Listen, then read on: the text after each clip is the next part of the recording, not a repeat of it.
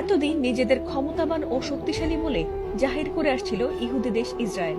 তবে ইরানের সঙ্গে লড়তে এসে কার্যত নিজেদের ধ্বংস নিজেরাই ডেকে এনেছে নেতানিয়াহু বাহিনী। ইরানকে দুর্বল করতে এসে উল্টো তাদের প্রতিশোধের মিসাইল হামলার কাছে পরাজিত তারা। এমনকি তাদের পাপের শহর ধ্বংস করতে লাগাতার ভয়াবহ মিসাইল হামলা করেই চলেছে ইরানি বাহিনী। আর তাতে নিজেদের সাজানো দেশই এখন যেন নিজেদের ধ্বংস করা গাজা শহরের মতোই বিধ্বস্ত। নানা কুসংস্কার ও পাপে নিজেদের আচ্ছন্ন করে রেখেছে ইসরায়েলের ইহুদিরা।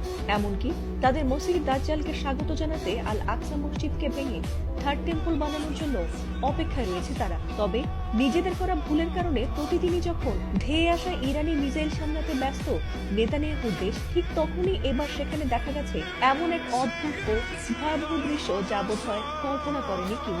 সেখানে দিনে দুপুরে রাজধানী তেল আবিবের আকাশ হঠাৎ করে ছেয়ে যায় কালো অন্ধকারে। না কোনো মেঘ বা ধোঁয়া নয়, আকাশ ছেয়ে যায় হাজার হাজার কালো কাকের ডানা। আর তাতে ভয় কাঁপছে ইসরায়েলিরা। এই বিশাল পাখির ঝাঁক যখন দিগন্ত জোড়া আকাশ থেকে দিচ্ছিল, তখন মনে হচ্ছিল যেন কোনো এক অদৃশ্য কালো চাদরে ঢেকে যাচ্ছে পুরো শহর। বিশেষ করে বিখ্যাত আজরাইলি টাওয়ারের মতো সূর্য ভবনগুলোর উপর দিয়ে এই পাখির দল যখন অন্তহীনভাবে চক্রাকারে উঠছিল, তখন তাদের ভয়াবহ চিৎকারে যেন কিয়ামত নেমে আসবে এমন করে আটকে ওঠে স্থানীয় বাসিন্দারা। তাদের শহরে এই অপার্থিব মুহূর্তের ভিডিও নিমিষেই সামাজিক যোগাযোগ মাধ্যমে ভাইরাল হয়ে যায়।